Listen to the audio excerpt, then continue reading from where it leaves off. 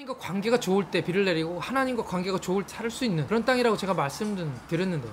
기근? 뭐죠? 안녕하세요, 피지 선교사 임재민입니다. 오늘의 짤씀 시작합니다. 오늘 말씀 창세기 12장 9절에서 20절만 제가 읽겠습니다. 점점 남방으로 옮겨갔더라. 그 땅에 기근이 들었으므로 아브라함이 애굽에 거류하려고 그리로 내려갔으니 이는 그 땅에 기근이 심하였습니다. 그가 애굽에 가까이 이르렀을 때에 그의 아내 사레에게 말하되 내가 알기에 그대는 아리따운 여인이라. 애굽 사람이 그대를 볼 때에 이르기를 이는 그의 아내라 하여 나는 죽이고 그대는 살리리니 원하건대 그대는 나의 누이라 하라. 그러면 내가 그대로 말미암아 안전하고 내 목숨이 그대로 말미암아 보존되리라 하니라. 아브라함이 애굽에 이르렀을 때 애굽 사람들이 그 여인이 심히 아리따움을 보았고 바로의 고관들도 그를 보고 바로 앞에서 칭찬함으로 그 여인을 바로의 궁으로 이끌어들인지라. 이에 바로가 그로 말미암아 아브라함을 후대함으로 아브라함이 양과 소와 노비와 암나귀와 낙타를 얻었더라. 여호와께서 아브라함의 아내 사레의 일로 바로와 그 집에 큰 재앙을 내리신지라. 바로가 아브라함을 불러서 이르되 네가 어찌하여 나에게 이렇게 행하였느냐. 네가 어찌하여 그를 내 아내라 내게 말하지 아니하였느냐. 네가 어찌 그를 누이라 하여 내가 그를 데려다가 아내를 삼게 하였느냐. 내 아내가 여기 있으니 이제 데려가라 하고 바로가 사람들에게 그의 일을 명하며 그들이 그와 함께 그의 아내와 그의 모든 소유를 보내었더라. 아주 옛날에 제가 어렸을 때 제가 읽었던 책 중에 조금만 비겁하면 인생이 즐겁다, 개그맨 전유성 씨가 쓴 책인데요. 제목이 재밌어서 여태까지 기억합니다. 비겁해 본 적 있나요? 저는 있습니다. 뭐 자신 있게 얘기할 건 아니지만 믿음의 조상 아브라함, 아직 이름이 아브라함인데 오늘 이야기는 아브라함의 비겁함에 대해서 얘기하고 있습니다. 하나님의 뜻을 따라 본토 친척 아비집을 떠난 아브라함이 드디어 가나안 땅에 들어갔어요. 그리고 거기서 기다렸다는 듯이 그를 만나주신 하나님께서 그의 자손에게 그 땅을 주리라 라는 약속의 말씀을 다시 듣게 됩니다. 그리고 그는 거기서 너무 기뻐서 하나님께 예배를 드리게 되죠. 거기까지는 아주 좋았는데 오늘 말씀을 보니까 점점 남방으로 옮겨갔다고 성경에 기록되어 있고요. 그것을 시작으로 해서 큰 기근을 만나게 됩니다. 그리고 애굽 땅까지 들어가요. 여기서 한 가지 궁금한 것이 있습니다. 제가 지난번에 말씀드리듯이 가나안 땅은 하나님과 관계가 좋을 때 비를 내리고 하나님과 관계가 좋을 때 살 수 있는 그런 땅이라고 제가 말씀드렸는데요.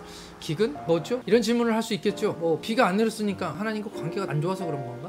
글쎄요. 여기서 아브라함은 어쨌든 지금 막 신앙을 시작해서 아주 믿음이 어떻게 보면 초신자처럼 좋아지고 있는 그런 때 아니겠습니까? 근데 어떻게? 결론은 간단합니다. 인생은 원래 고단한 겁니다. 왜 예수를 믿는 내가 착하게 살았는데 하나님 잘 믿는 대한민국이 뭐 이런 왜라는 질문들을 계속하게 되죠. 내 대답은 아주 간단합니다. 우리 인간이 죄를 지었기 때문이죠. 원래 하나님은 우리를 에덴 동산에다가 두셨죠. 그러니까 하나님께서 우리에게 초이스를 주시고 딱 한 가지만 하지 말라 했는데 그 딱 한 가지를 해버렸습니다. 이게 바로 하나님 말씀에 불순종한 거죠. 그리고 그것의 대가로 우리는 에덴 동산에서 쫓겨납니다. 하나님과 단절되고 죄 지은 건 사람인데 땅이 저주를 받아서 가시나무 엉겅퀴를 내죠. 여성에겐 출산의 고통이 따르게 되고요. 그때부터 우리 인생은 고단해지기 시작했습니다. 그냥 삶은 고통입니다. 죄로 인해서 인간은 범죄하고 하나님과 멀어졌습니다. 하나님과 멀어지는 그 순간부터 우리 인생에는 끝없는 고통, 끝없는 문제들이 계속 있는 것이죠. 그것을 해결하실 분은 우리 하나님밖에 없습니다. 그리고 언젠가 모든 눈물을 그 눈에서 씻기시고 하나님께서 다스리시는 완벽한 나라, 하나님의 나라가 오시면 그 문제는 다 해결될 것입니다. 우리 삶의 고난의 어려움의 이유를 찾지 마십시오. 그냥 죄 때문에 그렇습니다. 기근을 만났습니다. 그냥 원래 거기 있었던 그 지방에서 늘 있는 그런 기근이었어요. 물이 없는 지방에서 기근이 나오니까 너무 힘든 거죠. 아브라함은 남방으로 내려가기 시작합니다. 주된 물 공급원인 시냇물 또는 강 그리고 오아시스는 이미 토착민들이 촌락을 이루고 거기서 모여 살고 있습니다. 이방인인 아브라함은 물을 얻을 수가 없죠. 텐트를 치고 살고 있는데 물을 얻기 위해서는 그 사람들에게 가서 물을 얻을 수밖에 없는 그런 형편입니다. 얼마나 무서웠을까요? 물론 호의적으로 대하는 사람도 있었겠지만 대부분은 그렇지 않았을 것입니다. 중동지방에서 물은 생명이니까요. 그래서 물을 찾아서 여기저기 옮겨 다니기 시작했는데 북부보다 남부가 훨씬 더 물이 많았기 때문에 점점 남쪽으로 내려가게 됐던 거죠. 비라도 내려주면 그 빗물이라도 받을 수 있는데 그건 정말 쉬운 일이 아닙니다. 그리고 거기서 큰 기근을 만나죠. 아브라함은 이집트, 애굽으로 내려갑니다. 문제는 두려움이죠. 저도 외국에 살아봐서 알지만 굉장히 무섭습니다. 타국에 살아간다는 거, 문화를 모르는 사람들과 함께 살아간다는 거, 말이 안 통하는 사람들과 살아간다는 것이 얼마나 힘든지 모릅니다. 아브라함도 굉장히 무서웠을 거예요. 대부분의 토착민들은 집단으로 거주해서 살고 있고 나라를 이루고 살아가고 있습니다. 아브라함은 그냥 가족이잖아요. 물이 없으면 죽기 때문에 살기 위해서 점점 물을 찾아다니다가 애굽까지 들어갑니다. 애굽에 들어가기 전에 아브라함은 아내와 회의를 하죠. 이런 얘기를 합니다. 11절 말씀. 내 아내 사라에게 말하되 내가 알기로 그대는 아리따운 여인이라. 애굽 사람이 그대를 볼 때 이르기를 이는 그의 아내라 하여 나는 죽이고 그대는 살리리니 원하건대 그대는 나의 누이라 하라. 그러면 내가 그대로 말미암아 안전하고 내 목숨이 그대로 말미암아 보존되리라 하니라. 아브라함의 아내 사레가 굉장히 이뻤나 봅니다. 내 아내니까 당연히 이뻐 볼 수 있는데 오늘 말씀을 읽어보면 아내 사레는 누가 봐도 예쁜 사람이었습니다. 아브라함 복받은 게 맞는 것 같아요. 메소포타미아 사람인 아브라함은 자기 아내가 누가 봐도 이쁘다는 사실을 알고 있었고 그리고 실제로 애굽에 들어갔을 때 아브라함의 아내 사레 때문에 난리가 납니다. 성경을 읽어보면 아브라함이 애굽 땅에 아내를 데리고 들어가는 순간 아브라함이 사라져요. 모든 사람의 시선은 전부 사레에게 갑니다. 거짓말 조금 못해서 사람들이 모두 다 길거리에 있는 사람 사람들조차도 다 사례를 보고 서로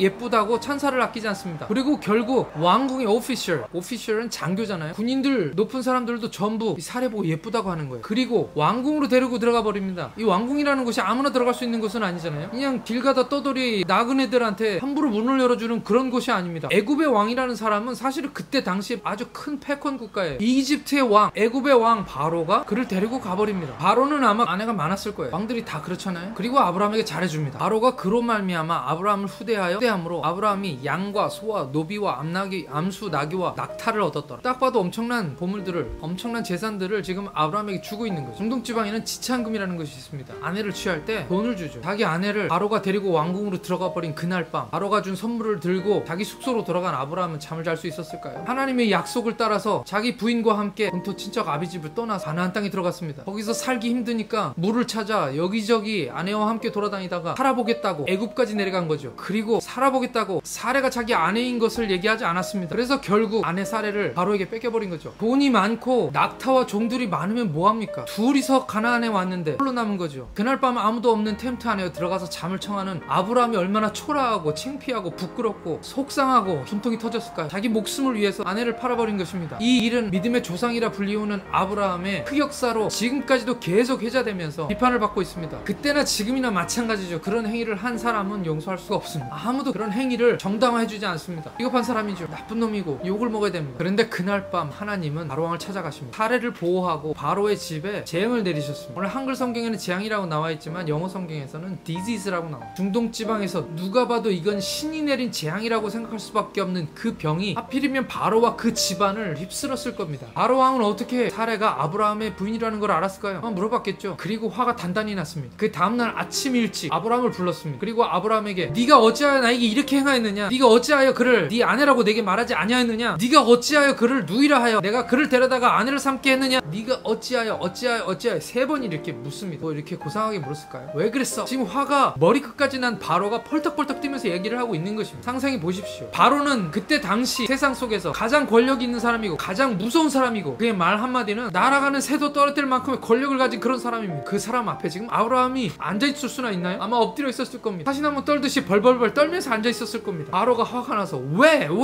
살려고 물을 찾아 돌아다니다가 기근을 만나서 살겠다고 이집트에 내려가서 목숨을 부지하고 살아보겠다고 아내를 누이라 속여서 지금 여기까지 왔는 결국 그에게 남는 것이 무엇입니까? 두려움, 공포. 그런데 19절 말씀 네가 어찌하여 그를 누이라 하여 내가 그를 데려다가 아내를 삼게 하였느냐? 네 아내가 여기 있으니 이제 데려가라 하고 바로가 사람들에게 그 일을 명하며 그들이 그와 함께 그의 아내와 모든 소유를 보내었더라.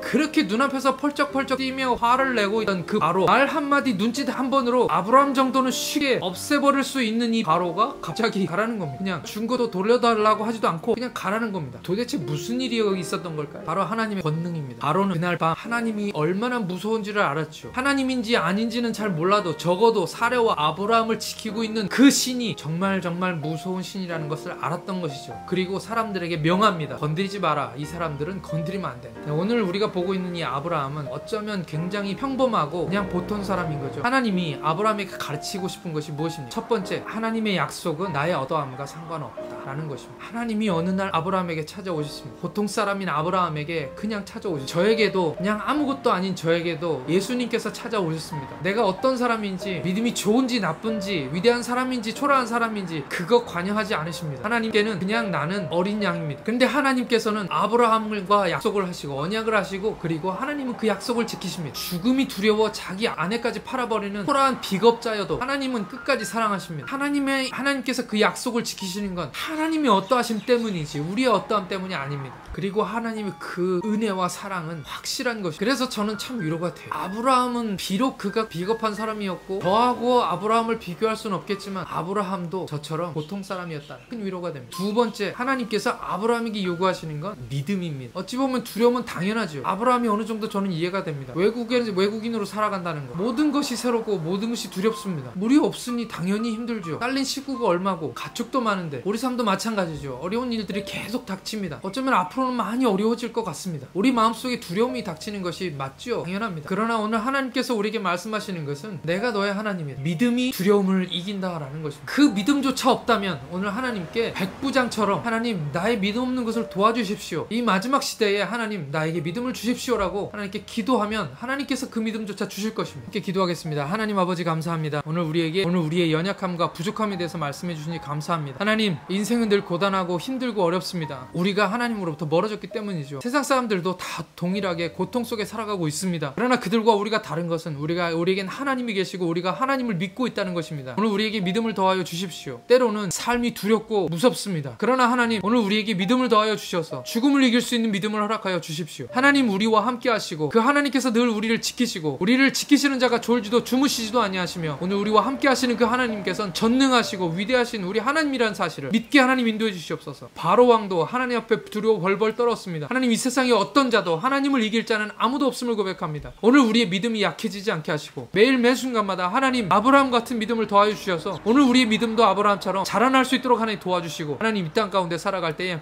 주님 주시는 승리로 우리의 삶 가운데 가득하도록 하나님께서 인도해 주십시오. 감사하며 예수님의 이름으로 기도합니다.